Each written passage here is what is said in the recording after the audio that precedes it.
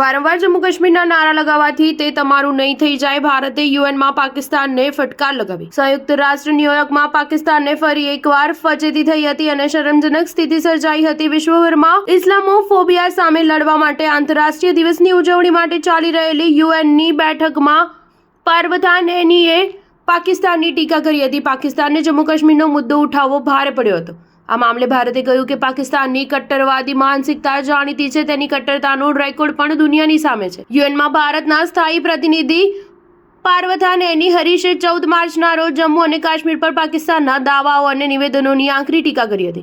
તેમણે એમ પણ કહ્યું કે વારંવાર જમ્મુ કાશ્મીરના નારા લગાવવાથી ભારતનો આ અભિન્ન હિસ્સો પાકિસ્તાનનું નહીં બને।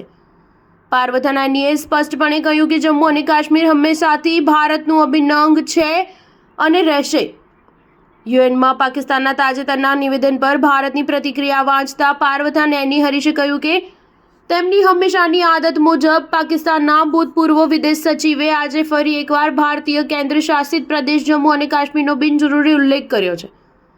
જમ્મુ અને કાશ્મીરનો મુદ્દો વારંવાર ઉઠાવવાથી ન તો આ વિસ્તાર પરના તેમના દાવાને માન્ય કરવામાં આવશે અને ન તો સરહદ પરના આતંકવાદની પ્રથાને ન્યાયી ઠેરવવામાં આવશે। પાકિસ્તાનના આવા પ્રયાસોથી એ વાસ્તવિકતા બદલાશે નહીં કે જમ્મુ અને કાશ્મીર ભારતનો અભિન્ન અંગ હતો, છે અને રહેશે। પારવથાન એની હરીશે યુએનમાં કહ્યું, ભારત વિવિધતાની ભૂમિ છે। ભારતમાં 20 કરોડથી વધુ મુસ્લિમો છે અને તે વિશ્વની સૌથી મોટી મુસ્લિમ વસ્તીમાંથી એક છે।